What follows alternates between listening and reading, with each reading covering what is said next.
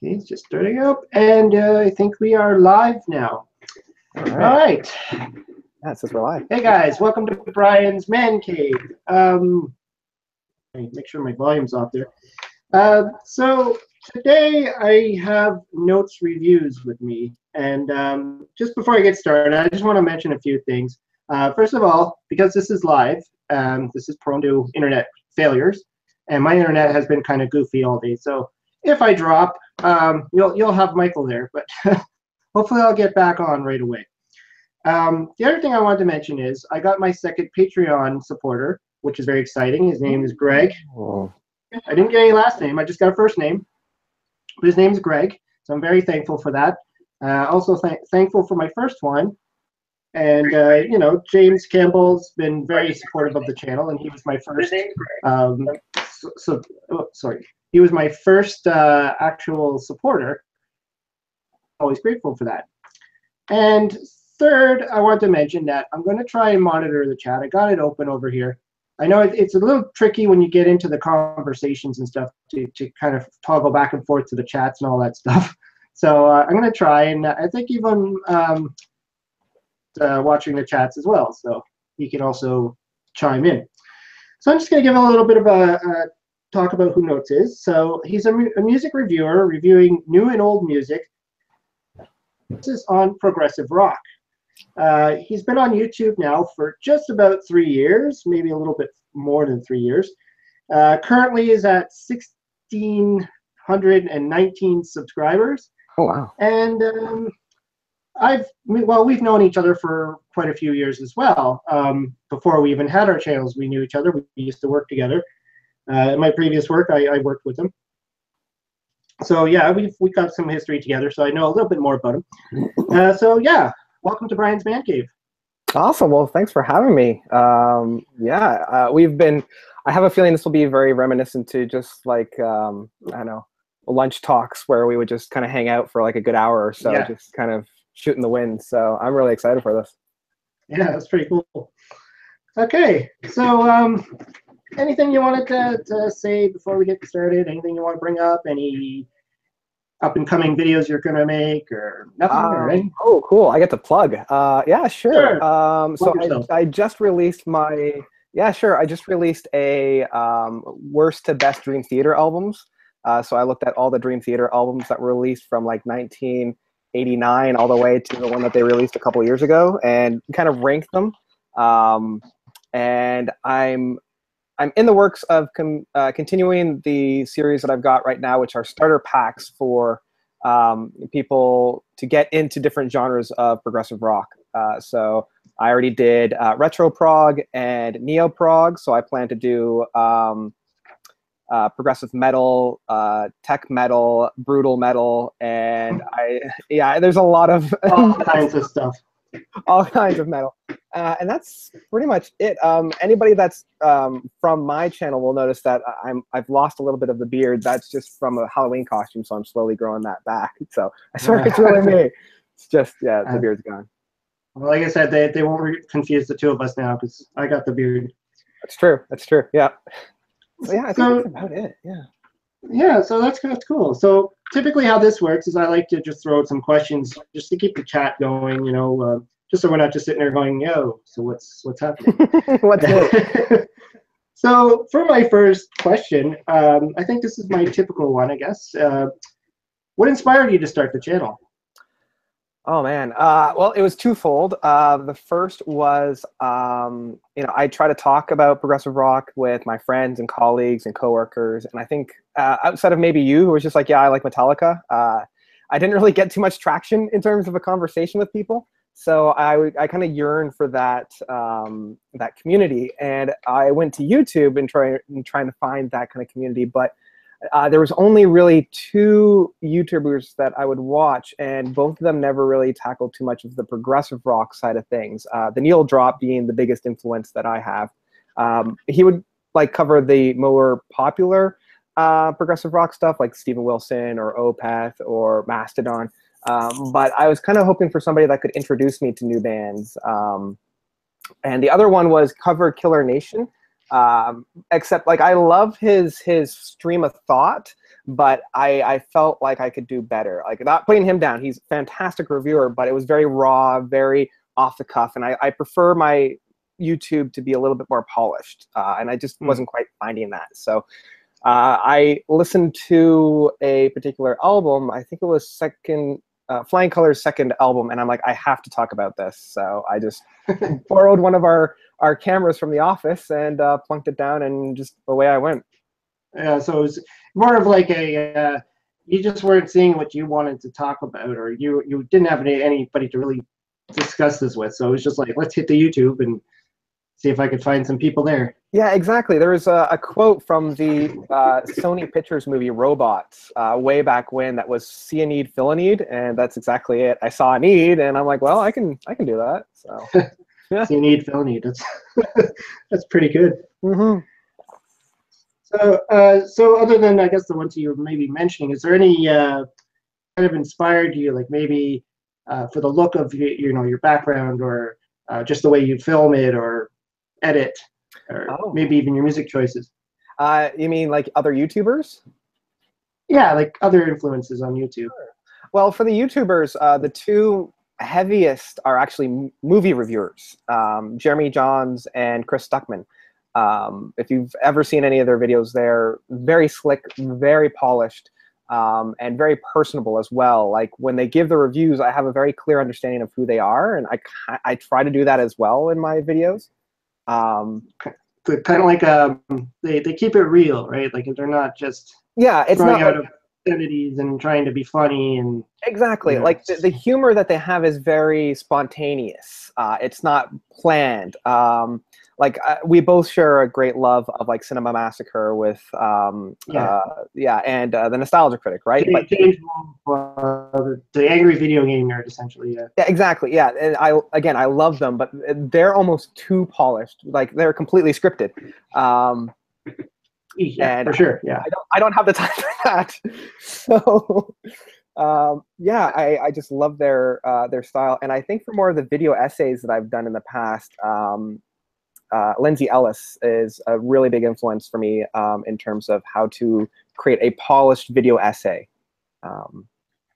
So yeah, I guess those are just I know what you mean by that, though. I know what you mean by that. Like, I when I was deciding on my channel as well, I had to decide, do I want to do it the unscripted way, there and plan it all out, do the storyboards, and I've watched a lot of like Cinemassacre and all that, and where he would be talking about how he did his videos, and he would actually sit there and write out the full script and shoot all the scenes, and but he actually has a video background. Mm-hmm. And I don't think you didn't really start off with a video background, right? No. Into it. No, it was trial and error for me. The most I had was like you just kind of some like video, or not even video, just music editing background, but that was just hobbyish. Actually, I remember when we were working together, having a little get together in the office where we learned how to use iMovie. Yeah. And and then I was tasked also with the editing. You were tasked with the actual filming parts. Mm-hmm. And it was like somehow we had to make it work. And I was just like, I don't know if I could do this, because frankly, video creation was my weak point in school when I took media. Right. So I was like, I always thought I would never do anything like this, like actually make my own videos. I'm like, there's no way. I didn't have the equipment. I didn't know what I was doing. And I was just like, but when I started watching some of these other YouTubers, that they're the ones that really inspired me, right? I mean, like you said, there were certain ones, and when I would watch, like, not just Cinemassacre, because obviously he's professional lighting and editing and scripting, but just seeing a lot of the other YouTubers that literally just set up a camera and sat there and talked. And I thought, well, okay, I could try that. Yeah. And it's interesting, just the progression that I've gone through with my own videos. Like, when I first started off, I scripted all of my reviews, and you can really tell, because half of it is just me reading the script on my computer, even though I'm like, no, I have to memorize this, I have to get it out. But it took it away. So the only ones that I legit excuse me, the only ones I legit script are the video essays. The rest I have like bullet points of what I need to say, and then just go from there. Yeah, if I had to script myself, I would hope it would be for something that I wouldn't have to be on camera trying to say it, because I know I would have to be like this, holding the paper, or my eyes would be like looking down. Like even when I have these notes here, I feel like I have to look down at them, and I don't want to give off that appearance that I'm just staring at a piece of paper, right? Yeah, I don't have a good memory, so. Oh yeah, no. Like I lucked out. I have a theater background, so doing that kind of stuff was a little bit easier for me. But that's where I take inspiration from things like Red Letter Media, or I'm just trying to think. Your Movie Sucks with Adam there, where it's all scripted, but it's all what's on the video is like clips from movies, so you don't actually see them. So I did that for, I think, like my in-depth music videos where you don't actually see me, so I was able to write out the script and just read the script. Read it, yeah. And just edit in the video. There's a lot of video game reviewers kind of like that, right? Where they play the video game or they show the video game and then they just have to talk over it. And like I've seen a lot of those. I decided not to go that route. I could have, but I think it just looks more natural when you actually show yourself and you're actually talking about it, and people can actually see the emphasis on your face, and they're not just listening to a script. Well, yeah, because I mean, there's so much more communication going on outside of just the voice. Like you've got the facial inflection, the body language. I know for me, I'm talking with my hands all the time in my reviews. Like whenever I really like something, even though like my voice is kind of conveying it, the rest of me is just like really excited to talk about it. So yeah, I'm the same way. I even in my if you look at my logo, I got my hands up in the air. That's just the way I talk, right?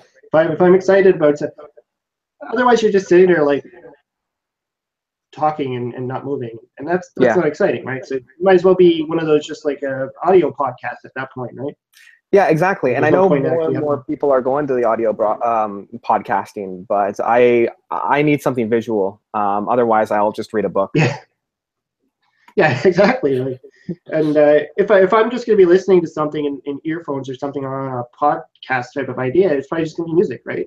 That's exactly it. Yeah, I had a conversation with somebody this afternoon who was trying to get me to watch all these different podcasts. I'm like, well, I listen to music, so why would I be listening to a podcast when I can read a book and listen to music? It's the best of both worlds. So. Yeah, or if you're working, you can't exactly listen and pay attention to the podcast and work at the same time. Yeah, no. As well as you can do that with music. I mean, music, it's in the background. You don't pay attention to half of it. You're like, whatever, I missed a couple songs. But if you guys, if you're ever like listening to these guys talking and stuff, and then you blank out for a few minutes because you're doing something, and then you go back into it. Yeah, where are you? Yeah, you started listening about paper clips, and now they're talking about building homes, and you're like, wait, what? Yeah, exactly. Oh, jeez. Good time. So, sticking into with the video thing, how long do you typically take to make a review? Like, as far as like prep and listening to the music or whatever, like what does that entail?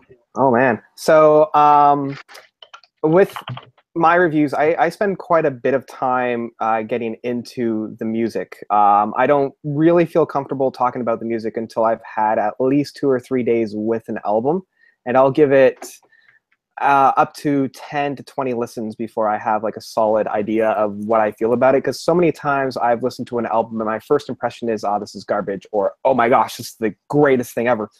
But that's the first response, and I'm the kind of person that when I listen to music, I like the experience, and the experience changes in different circumstances. So I make sure to listen to it in a whole bunch of different environments, like on my commute to work, while I'm actually working, on my walks, and as I'm falling asleep, because each environment will give me a different experience. So I want to make sure that if I give something, say like a masterpiece rating, it's a masterpiece on all the environments. So I'm definitely not the kind of guy that can listen to an album once or twice and then give you a full-fleshed out review of it. I can't do it. No. So listening to an album takes the longest prep for me, and I think it pays off the most as well. Yeah. Yeah. Otherwise, like my first impression, so many times have been so vastly different from my actual review. So, and then even as I'm listening to it, near the end of that listening period, I'll start to actually formulate some ideas, some opinions, and what I think about the work. Then I will kind of go to like a notes pad or something on my computer and just jot down very briefly the points that I definitely want to make. Most of the time it will be like, this particular track reminded me of this particular track, like kind of that cross comparison. I'll make notes about this guitar solo was especially notable because of this, or the blending of these instruments worked really, really well together. So that takes maybe about an hour or 2 hours. Then I'll just set everything up, which takes like 15 minutes. Review it, and that is like the stream of thought. Review the notes, give my thing, and again, that takes anywhere between 15 to 20 minutes. And then the editing process takes maybe about an hour, which is, for me, I couldn't say, like, when I first started editing, that took like 3 or 4 hours, sometimes 5 hours, just to edit like a 10-minute video. So to get yeah. So getting it down to about 1 or 2 hours for a 10-minute video, because I find I edit half out. So if I have a 15-minute video, I end up like a 15-minute raw file. I edited that down to about 7 minutes or so, and then upload it to YouTube, and that's about it. Yeah. Well, the editing always is the hard part, right? The editing, well, the longer part of it. Shooting the video is the fun part. That's where you get to the things you want. You can, experiment. But then when you have to like edit, I mean, well, first of all, there's the render time. You probably know about that, where you got to get the video into the software and wait. And depending on your computer, my computer is not the greatest, so it's like putting the video on there. It's like, I drag them into the studio, and then I'm like, okay, I'm gonna go downstairs now and watch some TV. Yeah, put on a pot of coffee and come back later, right? Yeah, and it was crazy when I first started doing this. I tried to do everything all in the same day, so I'd actually record, run upstairs, edit it, and then upload it to YouTube, title it, like I did. I tried to do it all in one sitting. Right. Yeah. Yeah, my saving grace. My saving grace is on the weekends. I'll generally record all the videos for that next week. So I'll record like 5 or 6 videos just all in one go. And so I have them ready, and then I'll edit throughout the week so that it looks like each video was done on a different day. It saves so much time. Yeah, actually, that's a smart move. I think I would do that myself, but I tend to have the problem of deciding what I want to do for my next video. Right. And that was actually going to be my next question, is like, how do you decide what to review and when to review it? Oh, man. So it comes from all different places. Obviously, the newest album that comes out, the big popular ones. So at the beginning of next month, we got Deer Hunter's new album that I'll be reviewing. We've got, I'm actually going to review Taylor Swift's album once it drops, because I'm a big T-Swizzle fan. So those ones are pretty easy to get nailed down. Other ones I have on the back burner, and they kind of ferment. I'll get influences. I mean, the whole worst to best albums I ripped off from the Needle Drop, as well as the starter packs. So it was one of those, well, I can use that idea and apply it to the music that I review. Yeah, nothing wrong with that. Yeah, and we all do it, right? Oh, exactly. Yeah, it's the sharing of ideas. And so I do the same thing for a lot of other things as well. Like my video essays, I get from other ideas, and then I'll have my own idea that I want to do. I mean, I did a series a long time ago called Fallen from Grace that I stole from Regretting the Past from Rocked Reviews, where he would just tear apart this very popular album that is unanimously a terrible album, like Metallica's Saint Anger or Nickelback, and just tear it to shreds. And so I did that for the progressive rock one. The only problem is I ran out of albums to do, because there's only so many albums that were released from like 1980 to 1989 from the progressive rock albums or artists. So Yeah. yeah, as somebody, Well, that's kind of like my problem too, right? It's like you Mhm. feel like you're going to run out of things to talk about because not only do I have to stick with what I have, like I know you have a huge music collection, Mhm. fairly good video game collection, and a little bit of a movie collection, but I also stick to like retro, right? So I like Right. to I don't play modern games. So you think, okay, well, once I've reviewed everything I have, now what? Yeah, Keep re-reviewing it? yeah, And, and you know, if you, that's one of the great things about reviewing contemporary music because it's always coming out. And yeah, that's when I first yes. did this page, that's what I kind of wanted to do. And every once in a while, I'll sprinkle in like a classic album or something like that. But yeah, now, yeah, finding new ideas, I guess for me, has never been a challenge just because new ideas are always flowing. Um, and it's just, I don't know, there's just a plethora of prog rock stuff that I could talk about. But I guess for retro gaming, there is an expiry date, right? So once you get past Well, that, yeah, I yeah. mean, yeah. Depending on what you well, classify as being retro, and if you buy anything like I see a lot of modern reviewers can like as soon as the game comes out, like the big one that just got dropped on us within last week was the Super Mario Odyssey Mm, for the Nintendo Switch, and so everybody that has a Nintendo Switch who reviews games, they got something brand new to jump on. So they're jumping on that, everybody's doing it bandwagon. right. Wait for the next game to come out, and then bam, they got something to review. Whereas with me, I'm reviewing stuff like Atari and Intellivision and Coleco, and so all of these systems have games that have been around now for 30 years, and so many reviewers could have already reviewed the death out of them. So it Right. gets Yeah. challenging to make yourself seem a little bit different than the competition. Yeah. Um, Yeah. When you're the only one on the scene doing that stuff, I mean, that's where I kind of get a leg up. There's maybe two or three other music reviewers that concentrate as heavily as I do on prog, but when everybody's already talked about, the atrocities of E.T., the Atari game, there's not a whole lot you can do. exactly. It's actually it's one of my challenges, and actually going back to what you were saying about ripping things off from other YouTubers. My latest thing, I actually just got the idea from the guy I did the last live chat with, Willie from Arcade USA, Yeah. and he's doing one where he's doing the A to Z's of Atari, his favorite Atari games, Oh, okay. and so I kind of took that and I worked with it, and I said, well, I'm not just going to do Atari, I'm going to do A to Z of all my favorite games, Hmm. and so that way I could do like for, and my latest one, I actually just did a video, and I talked about my a Commodore 64 game that started with no, I didn't hit Nintendo, but Atari and Intellivision. So I can work with a lot more now. I can expand my field into like Sega games or whatever. Move into that realm. It just opens things up, right? And I figure this is a cool idea because you got a guaranteed 26 videos right there. Yeah, that's true. And I can, if I do like say one of these a week or something like that, Mhm. burden away of trying to come up with new thoughts all the time, right? Yeah, Versus, and the brilliance of that, because I've done a couple of videos where it's been incremented, right?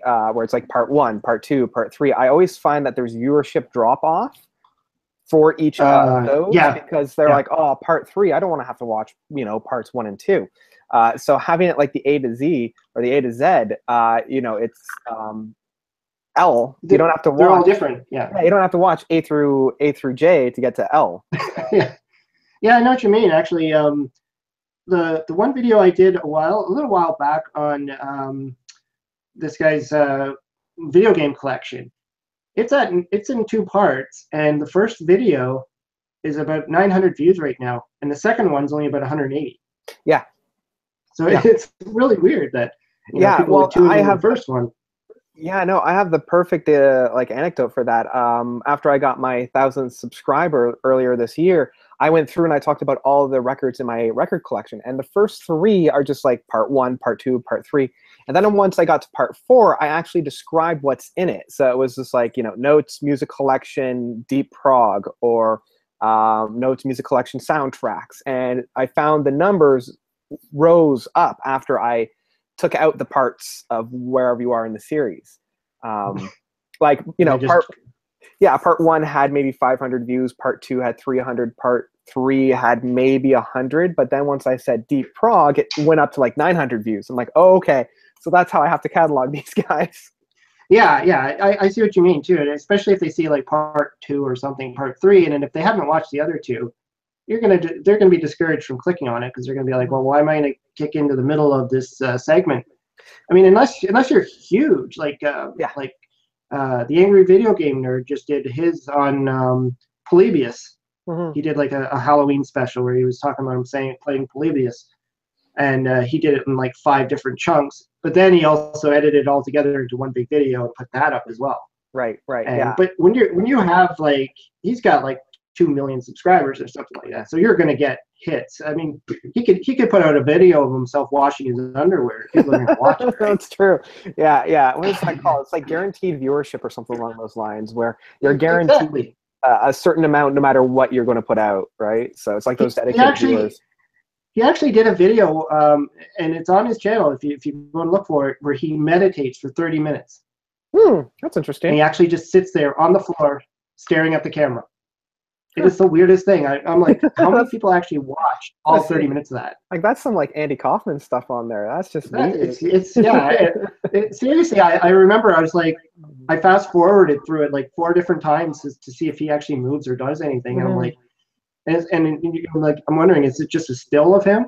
Like, do you just put is he just doing something?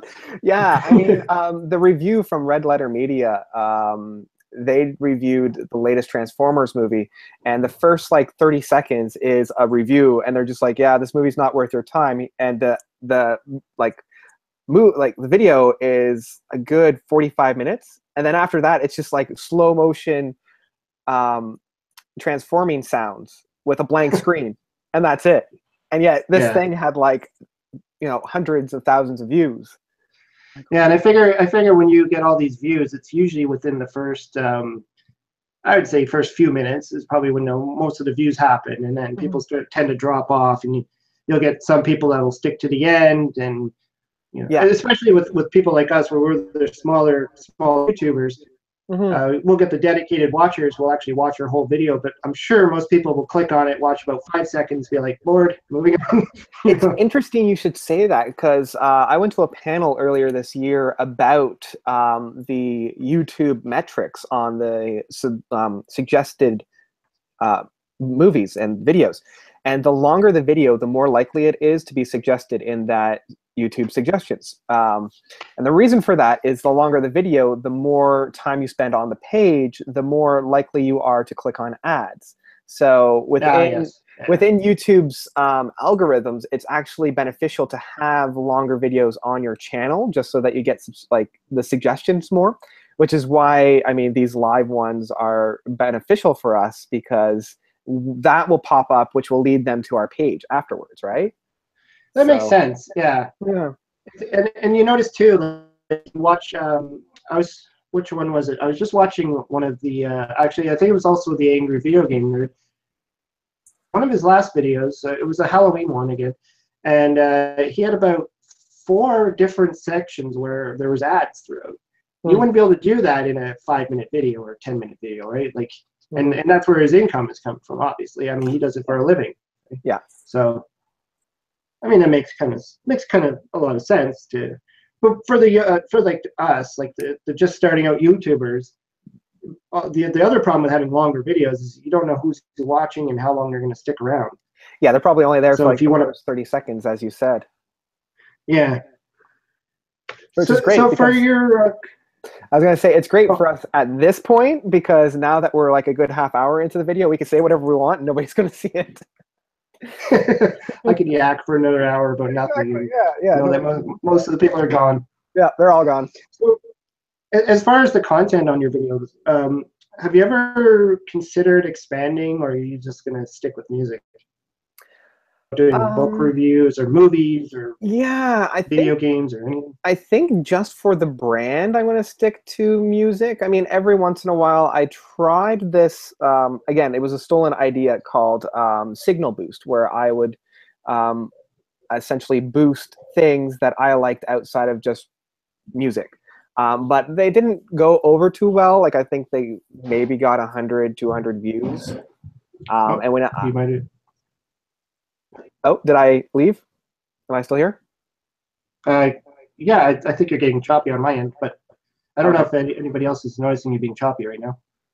Okay. And I know like friends want me to do like book reviews because I'm a very avid reader and I do have a lot of opinions about movies and such, but I don't know. It never really crossed my mind just because I have so much material already within the progressive rock scene that I don't need to look elsewhere for content. But it is something that's kind of in my mind. What I do though is I look at it from different angles, right? So I'll do video essays every once in a while. I'll do those worst to best. I'm doing the starter packs. I'm doing the live streaming where I listen to a full album and give my opinion about it. Oh yeah, I remember those. Yeah. So I am trying different things in terms of moving away from the album review, but it's still in context of progressive rock, I guess. Yeah, I guess it kind of also makes sense because of your audience too, right?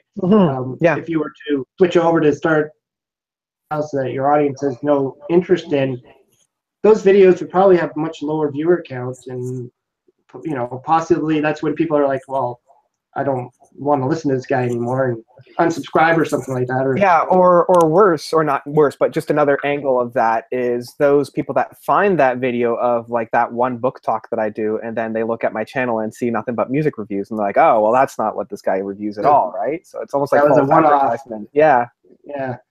I've seen a few videos like that actually do that out of the blue video that has nothing to do with their channel, like how to create a YouTube video. And then you're like, oh, these guys are all about YouTube videos. And then you realize they're not about YouTube videos. They're about selling things online, or they're about. Oh, those are the worst. Yeah. Some of them are okay, but I mean.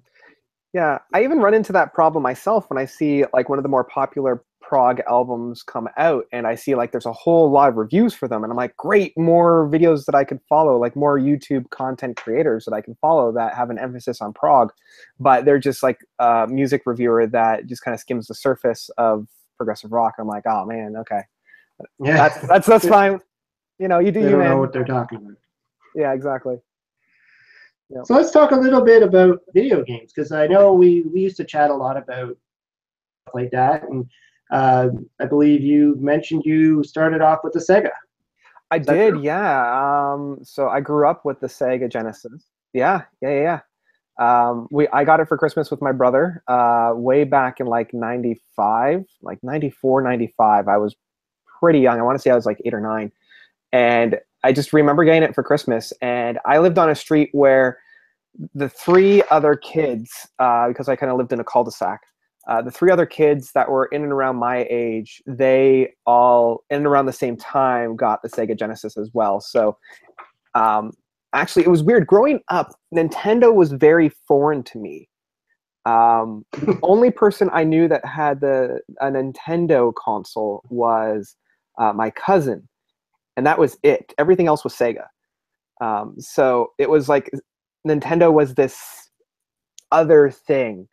I guess it's flipped, right? Because Sega is usually called the other thing. Well, actually, for me, it was the opposite. I grew up with the Nintendo stuff, and my cousin had a Sega Master System. Oh, geez. And I remember going over to see, like, or when I'd be over at their house, and he had it hooked up, and I didn't even know what it was. I just saw the black box on his TV, and he's like, "Oh, you want to play some video games?" And I'm like, "What is that thing?" And so we started playing it. And I'm like, "Oh, so it's kind of like Nintendo." So to me, I was just like, "What is this Sega thing?" I wasn't familiar with any of the games. Like I remember we would play Space Harrier. That was the only thing I remember playing on it. So I don't even know if he even had a lot of games or anything on it. But definitely though, when the Genesis came out, uh, they kind of did step into the light a little bit more, and did actually have competition at that point. Right. Also, depending on where you're from, I know when I did a podcast with Sin Spacies, he's in Australia.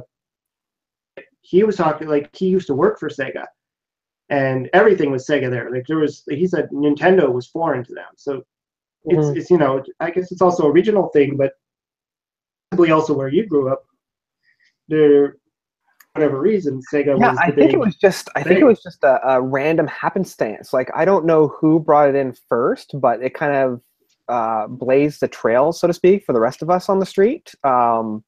And I don't know if that was my family Someone or if had it it was first, and then everybody needed it for Christmas, and exactly, yeah. And so maybe it was because it was the most cutting edge one or whatever. Like I'm not all that familiar with it. I just remember being exposed to it, but yeah, it was just the weirdest thing coming out of that, and everybody having very fond memories of growing up with Nintendo. And I'm like, I think like I had the first Nintendo console we had in the household was the N64.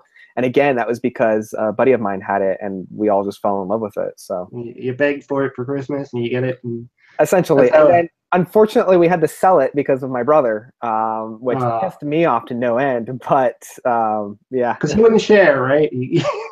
he destroyed a lot of things.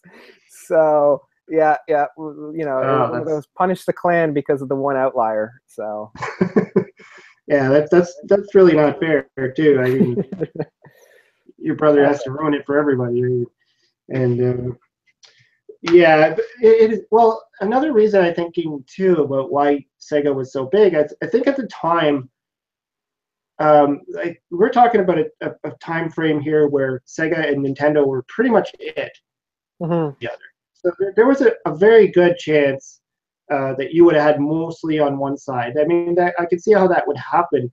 There was a few other consoles out, but they weren't as big. Like there was the TurboGrafx 16, I think it was called, and but most people, I would say, were either Sega or Nintendo. When I grew up with video games, though, a large amount of game consoles out, and I remember always knowing somebody who had something different than what I had. And it was kind of cool because we would be able to say, okay, you know, if we're at this person's house, we're playing ColecoVision. If we're at this person's house, we're playing Atari. If we're over at my house, we have Intellivision or Commodore. This guy down the street had a VIC-20. You know, it was just like everybody had a different system.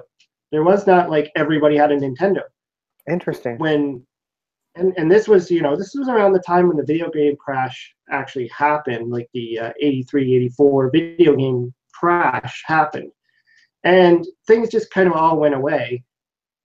Popped its head up and said, "Hey, I'm still here," or whatever. You come play with me, and started throwing out all these amazing games. And then at that point, and then it was like everybody seemed to have a Nintendo because all the other systems were you know kind of shelved at that point. So it does kind of make sense that you know there would be that kind of divide where like at that time when Nintendo was out. I think I knew more people that had a Nintendo. Genesis was out. I knew more people that had a Nintendo than I did who had a Genesis. So it was just the one or the other crowds. And yeah, and I mean, I didn't see like they always call it the console wars, right? But I didn't see too much of the console wars. I guess because the console war won on my street for the Genesis. I didn't see any kind of war until the like the PlayStation 2, Xbox, and GameCube all came out, and that was like the first real butting of heads. Because I had the PS2, my buddy had an Xbox, and I think my friend down the street had a GameCube. So that was the only time when we could all enjoy each console. But the only drawback is when we would do like the sleepover games. Everybody would just bring their own controller because we all had our own consoles, and then we would all bring our own games so that we can just, you know, kind of share, and we only had the one console there. So there was a little bit of a less kind of a share, like a community, and more of a little bit of like a divide, right? So it was interesting. Yeah, I can see that. Like if and you're right, like that was like kind of the second wave of console wars when PlayStation jumped into the mix, and then Mhm. obviously then Xbox came into effect after that, and then we sort of ended up with a whole new generation of console wars. Yeah, Which yeah. is why the term retro gaming is now becoming really convoluted, because it starts to really be a generational thing. Like for you, retro gaming might be Nintendo 64, Yeah. and or Sega Genesis being like that's the oldest system that you were really exposed to, Well, and that's what you consider retro gaming. well, that's it. Yeah, like the Genesis is retro gaming for me because that's the starting point. The Yeah. Atari, the ColecoVision, and all those. I would almost, I don't want to like age you or anything, but it's almost like relics for me. Like those are like the You're old. stones coming into the temple. Like, what is this? This is from an age gone by. Yeah, I work. Yeah, the first real exposure I had to that was of the Sega console that came before the Genesis, because I thought the Genesis was like the first thing. And I went over to I guess like a family party with one of my parents' coworkers, and I said, "Oh, I have a Sega," and they're like, "You have a Sega too?" And we went down into the basement, and it was the one with the little joysticky thingy. And I'm like, "What is this?" And they're like, "This is Sega." And I'm like, "That's like a VCR. That's not Sega." Was that what was that? That was the. I think I know what you're talking about. Yeah, it was just really strange, and it had Sega on it. I'm like, well, this isn't Sega. This was like an old lost relic, right? So, yeah. Yeah. Well, there was a few with every system. They had these kind of in-between systems that tried to be the big thing or tried to be the next thing, and it just would not happen. Like even Oh yeah. Atari started, had their VCS 2600. Then they put out the 5200, which didn't, it didn't go as planned, Mhm. and there was a lot of problems. And then they put out the 7800. Plus, they had their computer. They had the Atari computers. And at this point, it was like, by the time the 78 came out, it could have competed with the Nintendo at the Mhm. time, but the brand Atari was just sinking at this point, and Yeah. it was just gone. And then it all became Sega, and then the same thing happened with the Nintendo. I mean, the Nintendo was a success. Then the Super Nintendo came out, and that one was a success. And then the GameCube, what happened? When Yeah. we had the was also quite successful. But I mean, when the GameCube came out, what happened? And Sega did the same with the Dreamcast. It just Yeah. And something happened. it's funny because I actually had a Dreamcast, and the Dreamcast still to this day is one of my favorite consoles. My buddy down the street had a Sega Saturn, and he still swears by the Sega Saturn. Yeah. But I think with the GameCube, there was like this really big dip because they were coming off of arguably their most successful console being the N64, because there really wasn't any competition for the N64, right? Like you can argue it was probably like the first PlayStation, like PlayStation 1. But really, at that point, Sega was taking a dive. They had already two missteps with the Saturn and the Dreamcast. So the N64 just paved the way, and I think they might have even gotten a little bit cocky. So it was the first disc run game, and I think their big misstep is they made the discs really, really small. Yeah, that's right. Yeah. And so it didn't allow for, at least with like the PS2, even the PlayStation and Xbox, if you put any other kind of disc in there, it could read it, right? Like you had the music player, so if you put a music in there, and even for, the DVD for the Xbox and the PlayStation 2, I mean, that was a big selling feature for the PS2 for my family, because that was our first DVD player, was the PlayStation 2. I totally remember too when they had the war going on between HD and Blu-ray. Yeah. And then I think it was Xbox had the HD and Sony had the Blu-ray. Yep. And then HD just took a dive. and because like, oh. it was the 360, the Xbox 360, and it wasn't HD compatible. Like you had to buy a separate drive for the HD disc to work. Well, that's kind of and so. Yeah, and where the PlayStation 3 came preloaded with the Blu-ray because it's Sony. So there was no outer thing that you had to purchase for it. So I totally remember watching DVDs a few times on my PlayStation. I didn't have to in most cases because I always had to. But I always thought, maybe it would be worth it to get the one with the Blu-ray in there because I don't have a Blu-ray player. I still don't have a Blu-ray player. Yeah, nor I. There's no reason when everything is streamable. Yeah, well, it's just also because I think I stopped buying DVDs a while ago. I only buy like the very odd one.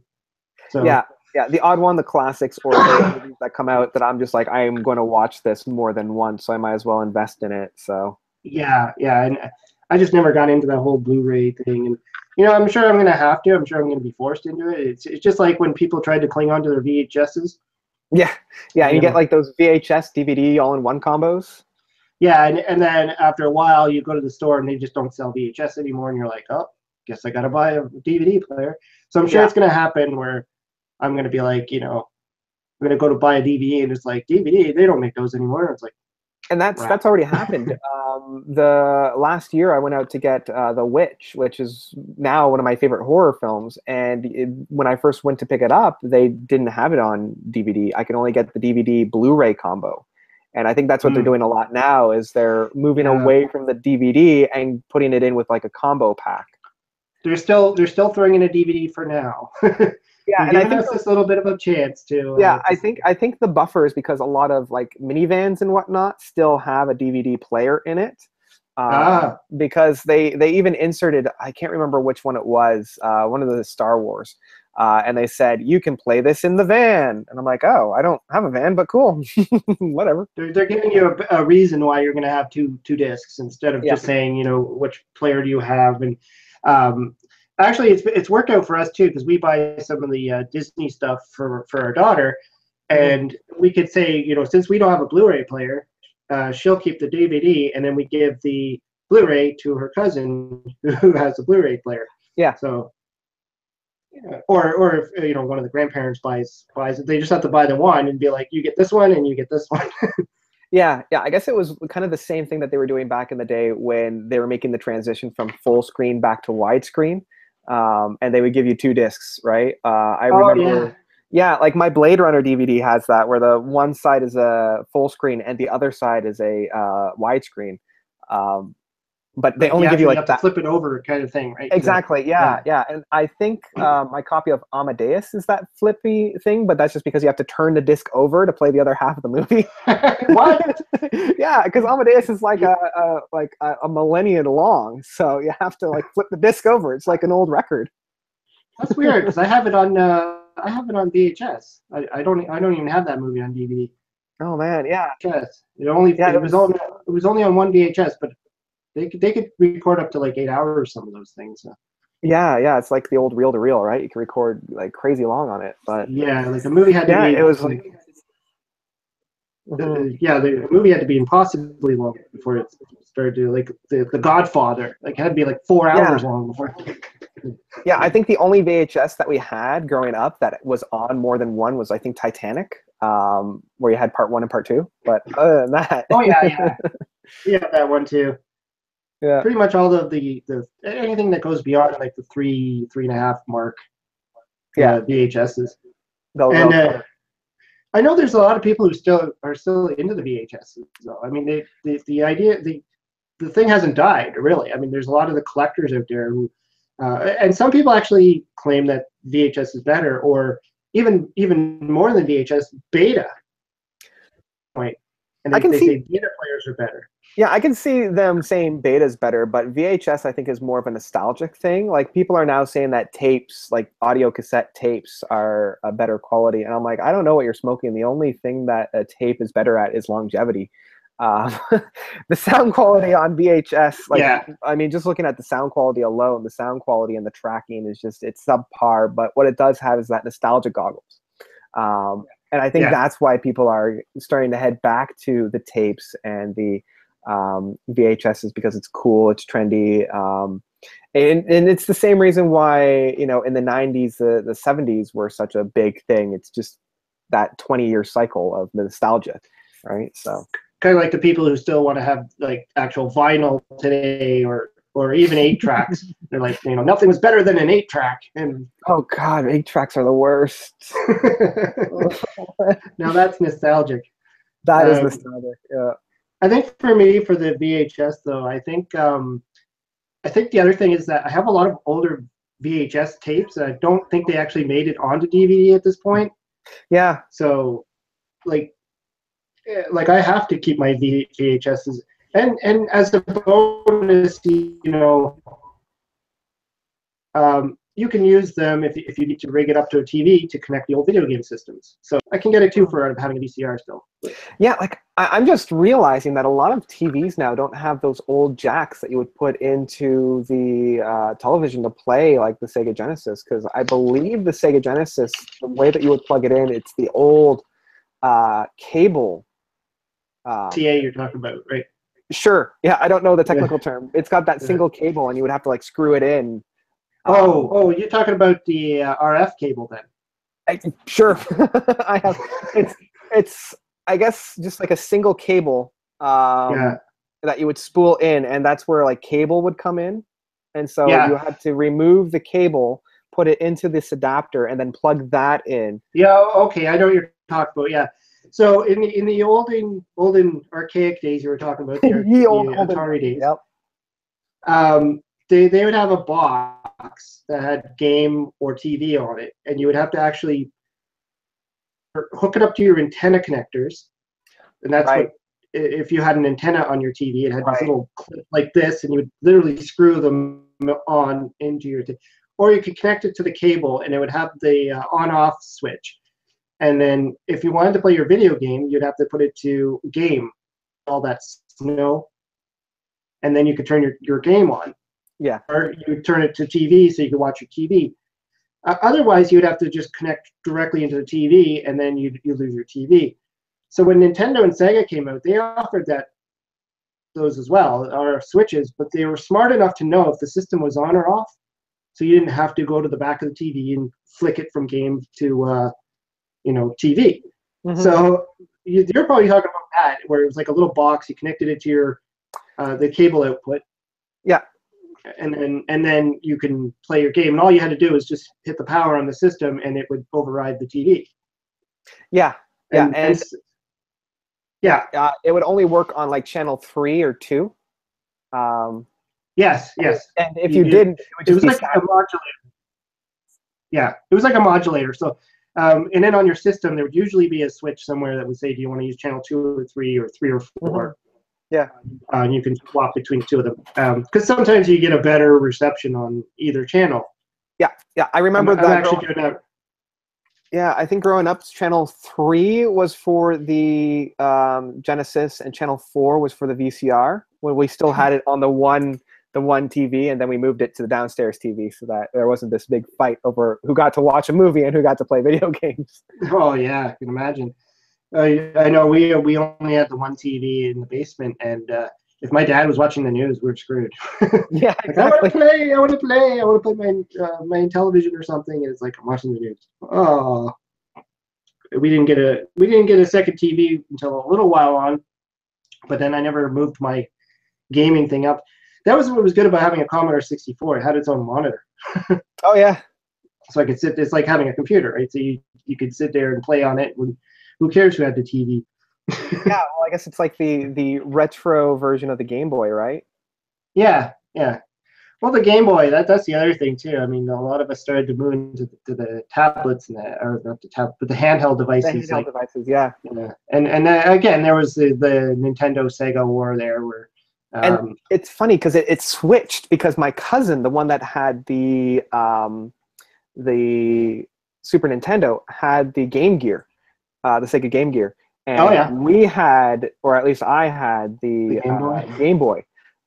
So yeah, it was interesting that it flipped like that. And then later on, like far later on, when I was in my 20s, my brother and I pitched in and bought a Game Gear, which was crazy. It was like you had your own little TV, and it was the first like backlit one that we had. Yeah. Whereas the Game Boy, you had to always have a light source. And I even the original, Yeah, the original all the way up to, I want to say, even the color.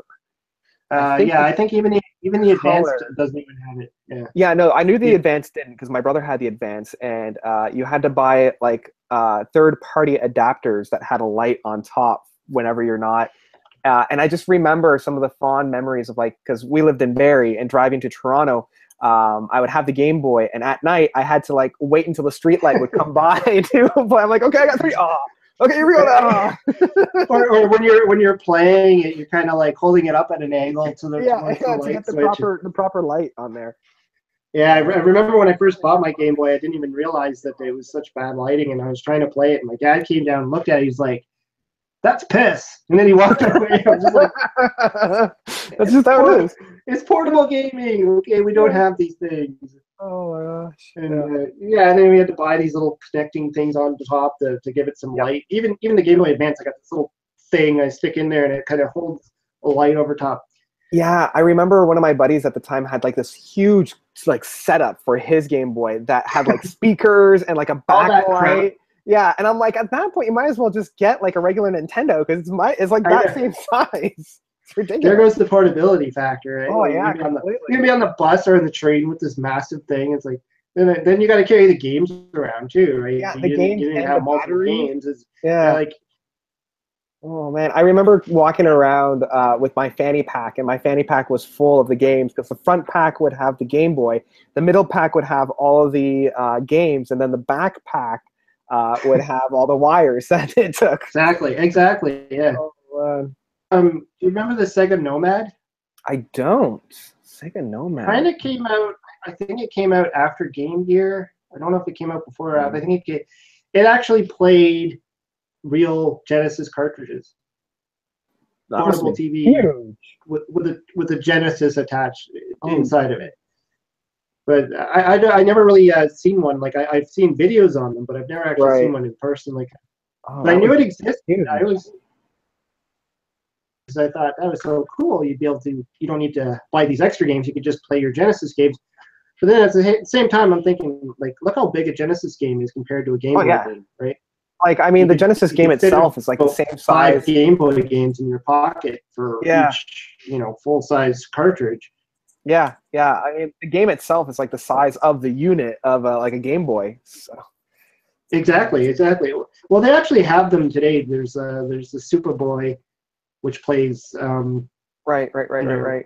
And you can actually hook it up to your TV as a Nintendo. But I think these systems are more like emulators and.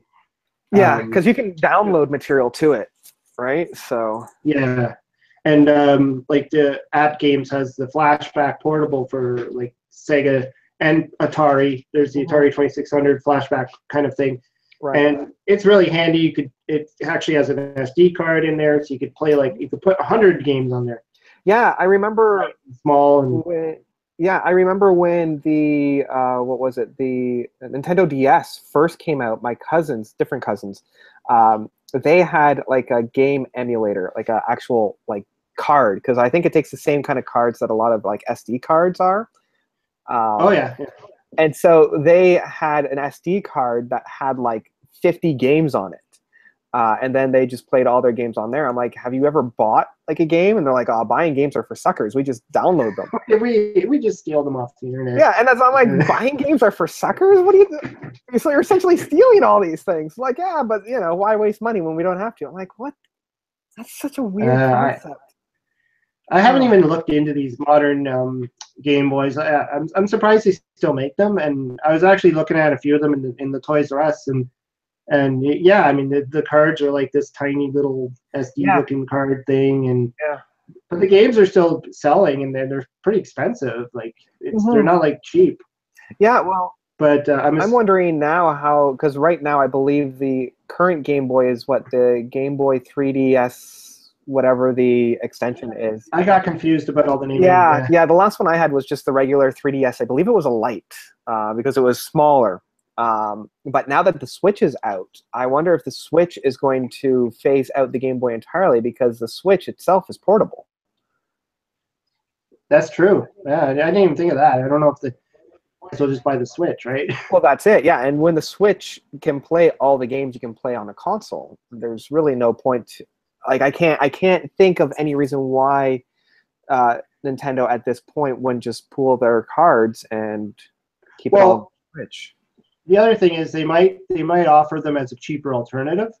Maybe. Like if you remember the old Tiger games, I don't know if you played those, but they were like, you know, they were fairly small-ish, and they only had like one game on it. It was like LCD screen kind of, well, Game and Watch style. Right. Those were out at the time when Game Boy was out, and but they were like $20, and it would be like. I remember those now. Yeah, I had one for like Batman Forever. There was one for like. Yes. I think everybody had one. Yeah, that they was were the cheap one. and sold in every store. Yeah, all of the like possible things that were on the screen were already pre-programmed on the screen itself, and they would just like blink. And yeah. The best part of them were the graphics on the actual sticker. Oh yeah, exactly. Yeah, that's the selling feature. Yeah, the cool factor of it. But I have a feeling a lot of those game manufacturers are going away from the portable NES, only because we already have, like, everybody at this point already has a portable gaming system, which is their phone. The phone, yes. And so I think with things like Steam and other purely downloadable content providers, I think you'll see that shift of developers manufacturing like the hardware and just going straight to the software where it's just the downloadable stuff. True, yeah, true. Actually, when I did my first live chat with Sonia, she's a big Sega fan, and she was showing off the phone that she uses to play like Sonic the Hedgehog. Right. And and I kind of brought that up. I'm like, well, I also have a few apps on my phone to play some Atari games. But I just find that the touchscreen is just not as responsive as I like it. No, I think those kinds of emulators don't work to the full capacity because of that touchscreen. I think the game has to be developed with the touchscreen involved. You have to create the game, like Super Mario Run.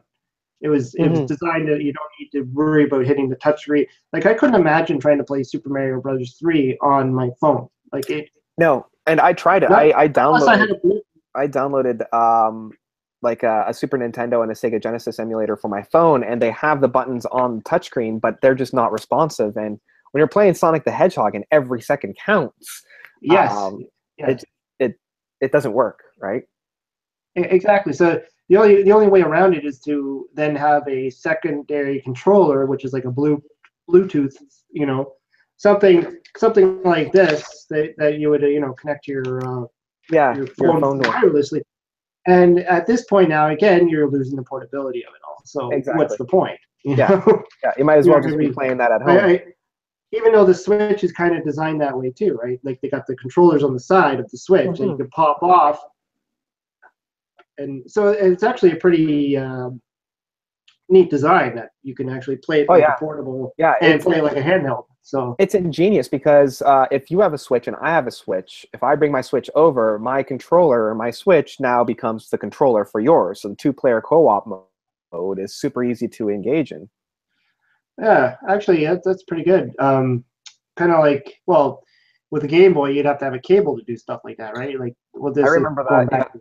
Yeah, the link cable or whatever. Yeah, and I remember Pokemon, I think was it Emerald Green and Red and Sapphire was the first one where you can do things wirelessly because you had to plug it into the top of your Game Boy Advance, hold your Game Boy Advance super close to their Game Boy Advance, and it would send the message wirelessly. You couldn't battle, but you could trade. And I remember that being just, was it trading you can do? It was something either like trading, and there was like a little game that you could play about like mixing berries, but it was like the first real, wireless technology in gaming. But you had to be like so close, you might as well. But you had to be like so close that there was like, Whereas with the wire, you could be like, 5 feet away. Yeah, you can go as long as the wire is. Yeah, exactly. So at this point, it's like, what is the point? I think even with the Pokemon card game for the Game Boy, I think it also has like this mode where you can connect and trade cards or something with the. I don't know. I don't think I've ever done a 2-player thing on Game Boy. Maybe like 20 years ago when I, somebody else actually had like I'm talking the original brick Game Boy, you know, that one. I think I might have played Tetris on it once with a friend. Yeah, I guess, well, I grew up really into the Pokemon culture, and all of my friends on my street had a Pokemon game. And so to complete the game, you need another console, like another Pokemon, because there are certain Pokemon that aren't available on your version. So you have to trade with one another to get all of them. Oh, I see. Yeah, because that's the whole thing. You got to catch them all. And then we would battle just endlessly, right? And we would have different games that we would set up. So yeah, there was definitely that connectivity. But again, you needed that cord in order to do so. So yeah, actually, my first experience with Pokemon was through an emulator on the computer. So I never actually played it on my Game Boy till much later. Like literally when what was it, Pokemon Yellow came out, the Pikachu one. Yeah. That was the third one. Yeah, and it was interesting. Yeah. That was my first exposure to an emulator, because I had no concept of an emulator until one of my buddies. His dad downloaded it on his computer, and it was gold and silver, the second generation, about like 6 or 7 months prior to when it was released here in Canada. So it was all like the Japanese. first. Yeah, it was like the first draft of English. So half the words were mistranslated. Well, that's not a unique thing with Nintendo though. And that's like, again, this was my first exposure to it. So I would go over to his place and play Pokemon on his computer. And it was just so weird to me to play it on a computer when I'm so used to playing it on my handheld. Like, it was just such a weird thing. Yeah, I remember learning about emulators too. I mean, before I actually knew what an emulator was, I remember buying games like sort of like flashback games where you'd buy it and it would have all the original games on there. So products like, you know, all like 15 Atari games you could play out on your PlayStation, you know, things like that. That was what I was used to. Yeah. And then I started. I don't even know how I even learned about the emulator. Probably through like a chat forum or something. Because you know, this is before YouTube was a thing for me, anyways. I don't know if it was out at the time, but I think I just kind of stumbled upon it. Like, I can play Nintendo on my computer, and it's just the problem was always the controller for me. Yeah, and I guess the biggest thing for me is I also grew up with a computer and played computer games, like straight up computer games.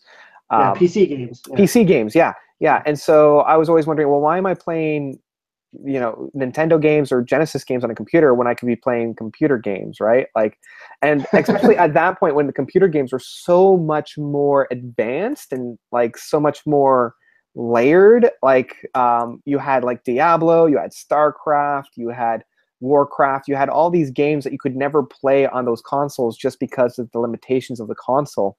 I was like, well, why would I play a console games that have that inherent drawback when I could be playing full-fledged games here on the computer? So that's true. It's a good point. It's actually kind of funny because I remember doing a video talking about retro gaming on modern systems. The conclusion I came to when I started to realize, like, for my PlayStation, for instance, a lot of the games I own are old games. Like they're old style games, retro games. Right. And I'm like, well, why am I doing it? Why am I bothering to play these on the PlayStation when I can play them on the original system? Yeah. And so I kind of got to the point where I'm like, I just keep buying new systems, and I don't want to play the new games. Like the Nintendo Wii, for instance, that's my newest system, the Nintendo Wii. And the only thing I liked the only thing I liked about the Wii was the sports games that it came with, the bowling and stuff, right? Yeah, the Wii Sports. So I ended up downloading some games. Like I downloaded Castlevania Reborn, I think it's called. Right. And it plays similar to the original Castlevania. And I downloaded Super Mario 2, the original Super Mario 2, not the Doki one. Right. That we got in North America. I was doing. I'm playing old games. You know, classic. I'm not playing like the modern stuff on it. So then I just kind of was like simply bypassing the Wii U when it came out. I'm like, I don't need that. Yeah. And I've been hesitant on the Switch. I'm like, I don't know if I want to Switch or like if there's a reason for me to buy it. Yeah, and especially like at this point in my life, I just unfortunately I think the last video game I played was at least 5 or 6 years ago. Like I haven't played like myself a game since I graduated from university.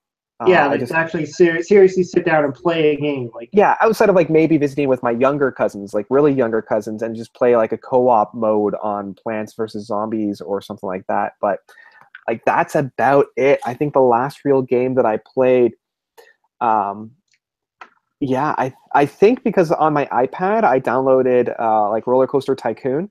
But again, that's a game that I played when I was a kid. It transferred over pretty well because it was just like a click as yeah, opposed to a controller. So the transfer rate was a lot easier. and But that's yeah, yeah, and that's like a simulation game, right? Like, yeah, yeah. yeah, The I response remember rate isn't as actually. hard.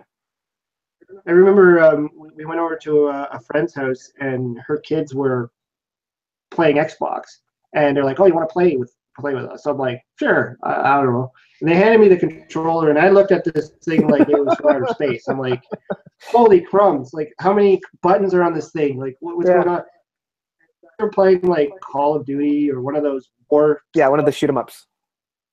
and I think I spent about 15 minutes running into the same wall, into a wall, and I'm like, "Where Yeah. am I?" And I'm like, they had the split screen going on, and I was so confused, and I'm like, "Where's Pac-Man?" It's finally come back to that scene from Back to the Future where it's those two kids that are saying, "You mean you have to use your hands?" Yeah, yeah, Wild Gunman. Yeah, that's it. Royal Gunman. That's a baby story. Oh my gosh. First of all, I'm not used to a controller that has so many buttons, and second of all, this whole 3D perspective was just so confusing to me, and I was just like, "What's Yeah. going on?" And I'm like, "Am I shooting somebody, or is someone shooting me?" And I was just like, I don't know. I was so lost. I'm just like, I'm sorry, people, but I live in the 2D world, so Yeah, yeah, that's right. Oh geez. my Marriott, like even when 64 came out, I have that game, and I totally suck at it. I mean, I think Oh yeah. that game alone was the inspiration for me for my series, Watch Me Suck at This Game. Oh jeez. I'd yet to actually do that one because I'm like, I don't know if I want to attempt it again. Oh man, I have very fond memories of that because it's odd because I never had it, but it was one of those staple games that everybody with a N64 had, and Well, it was yeah. like we never had it, but whenever I went over to a buddy's place, they always had it, so we ended up playing that for hours, and it's still like one of the best rated. Like I don't know, this isn't my words, but it's like one of the best first-person shooters. I still think Doom is. But people are always saying, no, it was GoldenEye, it was Zero, or what is it, Total Dark or Pitch Dark or something along those lines. Anyway, Yeah, yeah. I remember those. Again, I was always lost on GoldenEye. My friends played it, and I was just like, Yeah. once things hit the three, I've played Doom. I think that would be about as close as I could say to playing a game like that. Doom. Oh, I love Doom. I spent way too many hours on that game. Doom 2, especially on the PC. Yep. And I remember Yep. even having the Simpsons plugin where it changed all the characters, the Simpson Oh characters. no way! I never know that there was a plugin for that. Awesome. And then the sound effects were also the Simpson sound effects. So you'd hear Mr. Burns. And Excellent. shoot, like, I can't remember if your character was Homer. I think it was, but you literally go around, you're shooting like Mo. You know, you get to that big boss, and it's like Mr. Burns, and Right. it was really cool. I really had fun with that. Oh wow! Yeah, the only one I know is like the Secret Castlevania level, but that's about it for me. Oh, I never heard of that one either. Yeah. There's like a Secret Castlevania level because it's made by the same developers. Oh no, not Castlevania. Was it Castlevania? I'm thinking. Oh shoot, Wolfenstein. That's it. Wolfenstein. Wolfenstein. Okay, yeah, That's Wolfenstein is very Wolfenstein is very similar, right? It was kind of like well, didn't it come out first before Doom? I think. Yeah.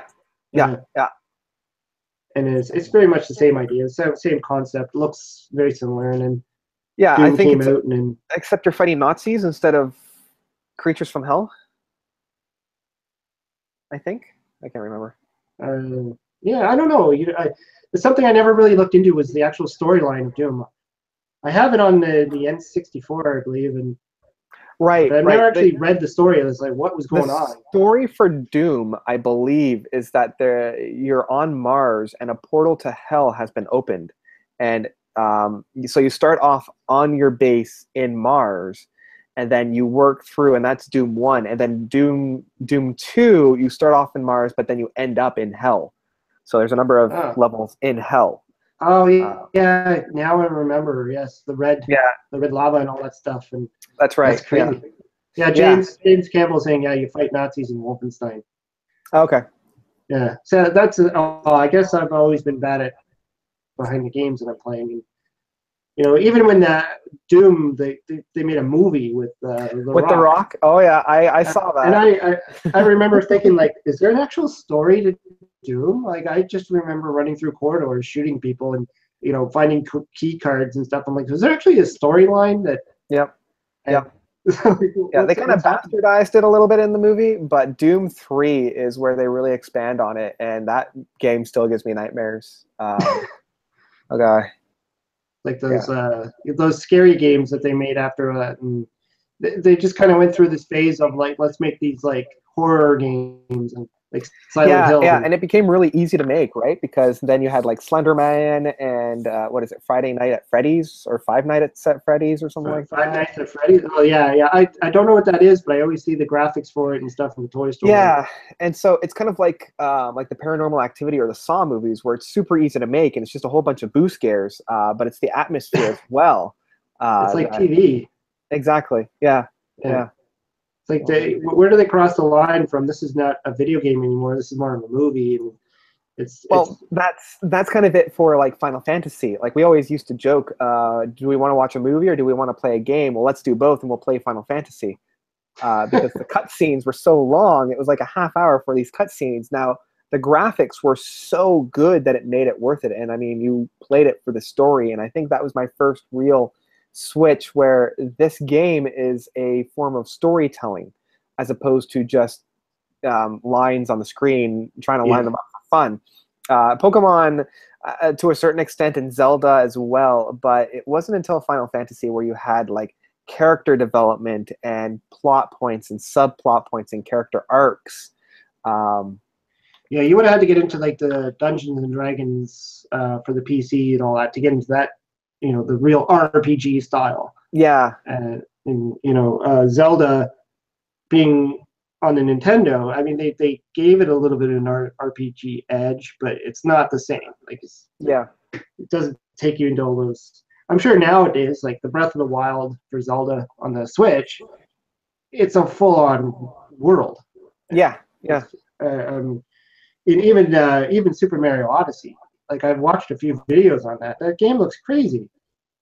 Yeah, well, Like now the video games are a legit. Well, I'm not to say that they weren't before, but it's now almost expected that it's a legit form of art storytelling, whereas before it was just something to pass the time with. It was art, but it wasn't like a storytelling type of an art. yes, yes. So now it's almost expected to have that ingrained in the game itself. So Yeah, in the past, to sell a game, they use nice artwork and you know, just the box would sell the game, and yeah, the manuals would just be like shoot Space Invader. Okay, yeah, it wasn't a whole story arc to a lot of them. Some of them they did, but a lot of it wasn't necessarily. yeah, So I guess moving on to the I know we're kind of over time here. It's like just about an hour and 20. I guess we're into now. yeah. We're getting into there. Yeah. Yeah. Well, I was gonna say, like, other than I guess the music and video games, any other things you like to do, or is this how you like your spare time, if you have any? Well, there's two other things. We already touched upon it a little bit, but Dungeons and Dragons, huge Yeah. D&D player. I spend my Wednesdays and Thursdays. Wednesdays playing it, Thursdays running it. I'm a DM as well as a player. And it's kind of like being a goalie, right? Like we're always in need, so I end up running games more often than I'm playing them, but I was able to find a group that was willing to take me in as a player as opposed to a DM. So that's taking up a lot of my time. And the other thing that I do a lot is dance, contra dance, which is kind of like a New England style of dancing, which takes its roots from traditional English country dance, but blends it in more of like an American country, which is a lot of fun. So I do that every other Saturday. And there's a lot of things to do in your schedule. a lot of my friends are like, do you have any time to sleep? And I'm like, yeah, I try to carve it in there. So yeah, and you know what happens the moment you start having kids, eh? Oh yes, that's why I'm trying to put it in now. Gonna have to drop that now and drop that. I mean, you can pick it up later on, but I've noticed my video game playing time is way down. Literally the only time I'm really playing games now is when I'm shooting my videos, or when we do our competition.